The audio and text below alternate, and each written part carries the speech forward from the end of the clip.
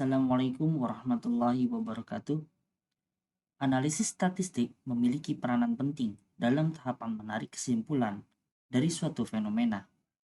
Analisis statistik sangat bergantung kepada rancangan penelitian yang digunakan, rancangan lingkungan, serta rancangan perlakuan yang diujikan. Pada kesempatan kali ini, kita akan mempelajari bagaimana melakukan analisis untuk penelitian eksperimental yang disusun menggunakan rancangan acak lengkap dengan perlakuan faktor tunggal.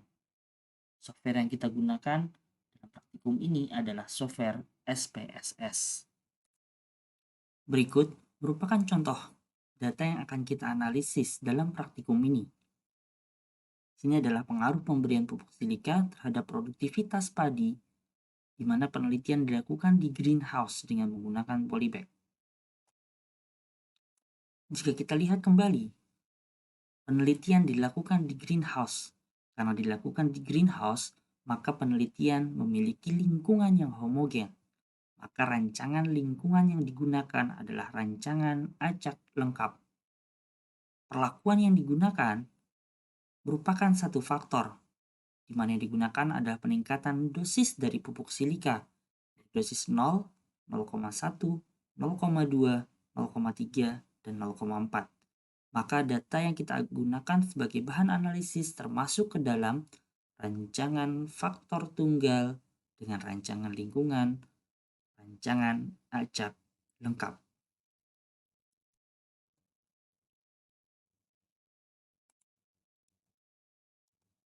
Dan demikian seterusnya sampai dengan rata ke N. Artinya, perlakuan 0 akan memiliki rata yang sama dengan 0,1, 0,2, 0,3, dan 0,4 untuk produktivitas padinya.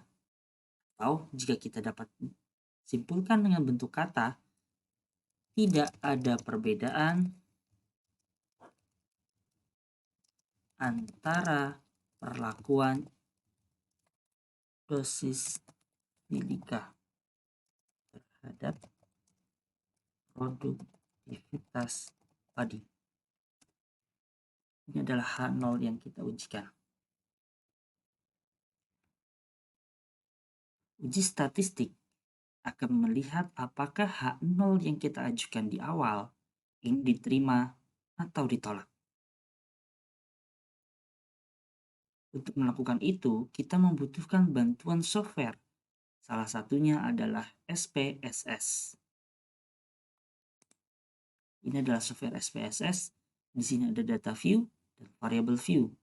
Sebelum kita memasukkan data tersebut ke dalam SPSS, sebaiknya kita setting variable view terlebih dahulu. Dalam rancangan acak lengkap, di sini yang dibutuhkan hanya perlakuan. Pastikan ini adalah scale. Perlakuan kita tidak memiliki desimal.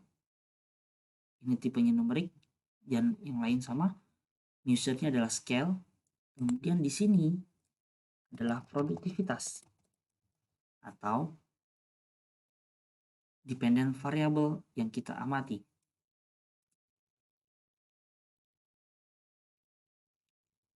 Ini scale. Untuk desimal menyesuaikan dengan data yang kita miliki.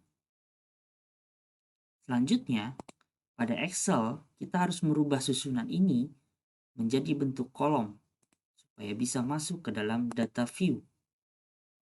Di sini adalah perlakuan dan di sini adalah produktivitas. Oleh karena itu, kita masukkan datanya. Ini kita copy.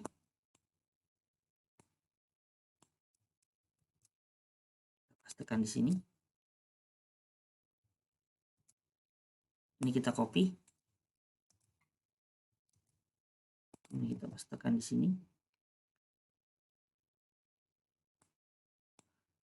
Karena ini punya 5 ulangan, maka kita kopikan sebanyak 5 kali.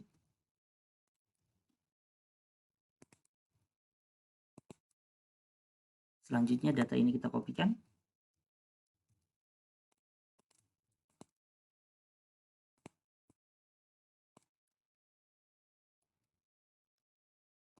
paste di sini.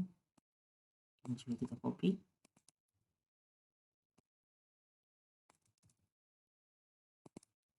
Di sini.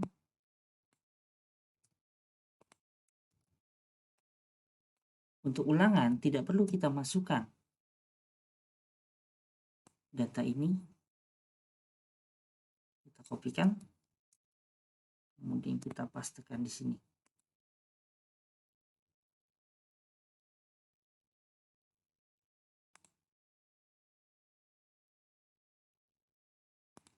Variable view-nya ini desimalnya kita buat jadi 1 perlakuan. Jadi seperti ini. Selanjutnya untuk analisis kita klik analyze, compare min, one way ANOVA. Nah, kita harus memilih mana yang masuk ke dalam dependent list dan mana yang masuk ke dalam faktor atau independent list. Perlakuan ini akan masuk sebagai faktor. Produktivitas ini masuk ke dalam dependent list. Kemudian untuk post hoc atau uji lanjut, kita pilih salah satu di antara ini. Untuk pertanian biasanya kita memiliki Duncan, atau kita juga bisa memilih 2K. Tapi yang umum digunakan Duncan jika ulangannya sama. Tapi jika ada kekurangan pada satu ulangan, maka sebaiknya kalian menggunakan 2K.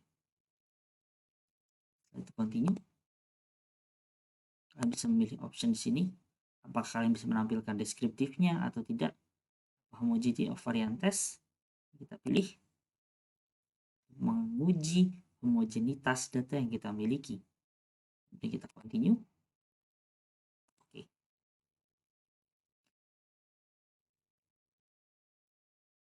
Ini adalah hasil analisis dari rancangan acak lengkap menggunakan faktor tunggal, menggunakan one way ANOVA. Untuk test of homogeneity of variance, kita lihat nilai signifikansinya adalah 0,106.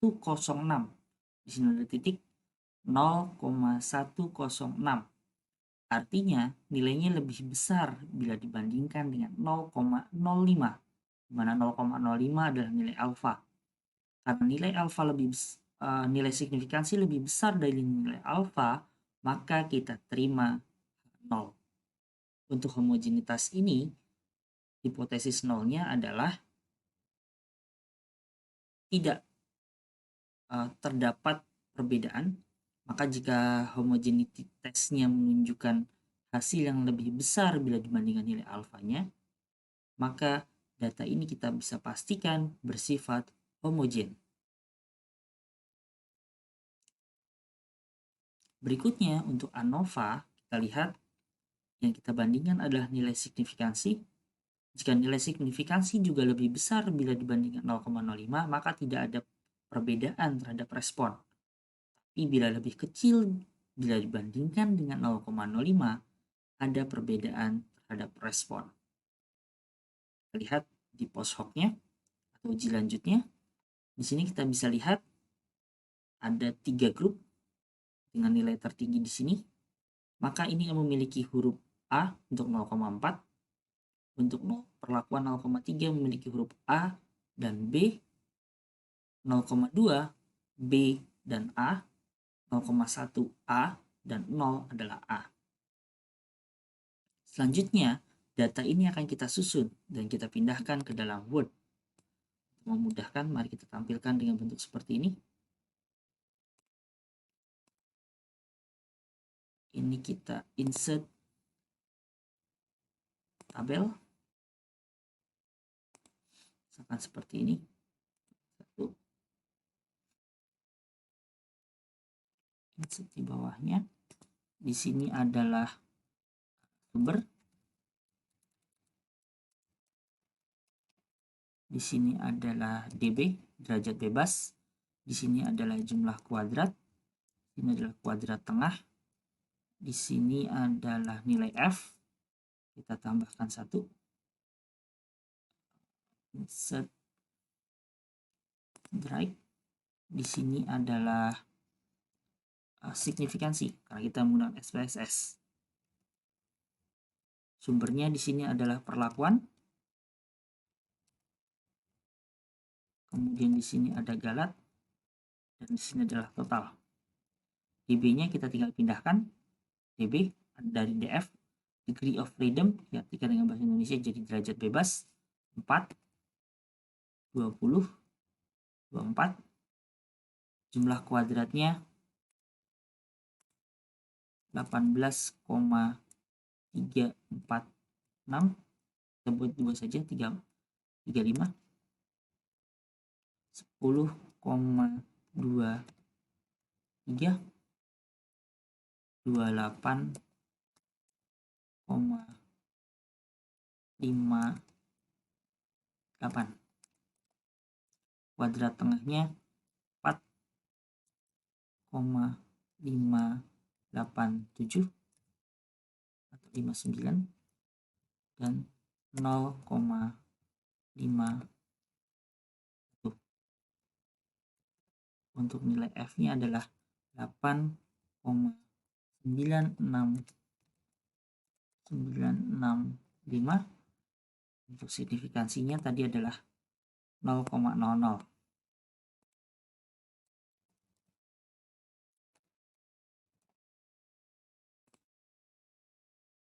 Berikutnya kita pindahkan tabel ini, insert kembali tabel.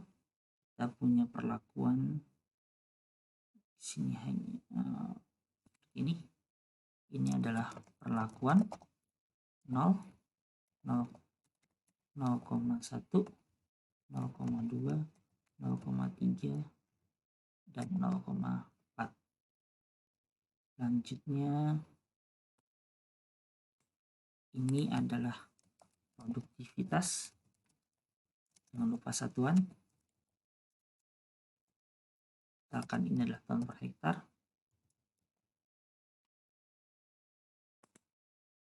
Ini 0 adalah 7,52. Kemudian ini 7,62.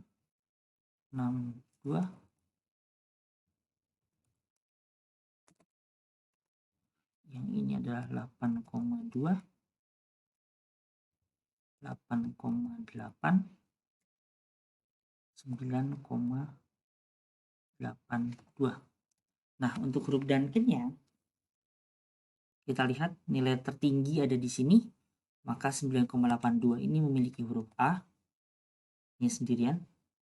0,3 dia berada di dua kelompok yang berbeda, maka ini memiliki huruf A dan B.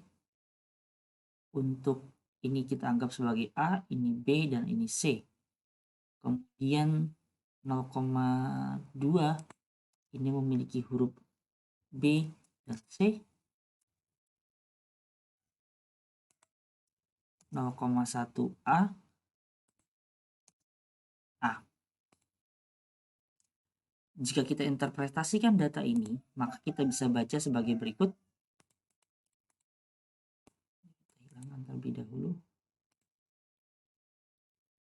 Berdasarkan uji ANOVA, ini memiliki beda nyata, di mana perlakuan terbaik adalah 0,4%,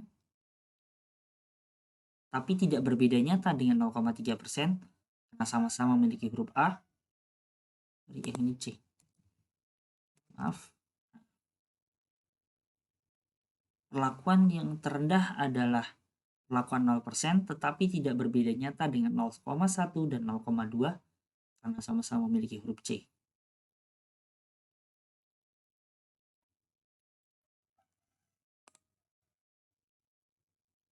Demikian yang bisa saya sampaikan berkaitan dengan analisis data faktor tunggal dengan rancangan acak lengkap.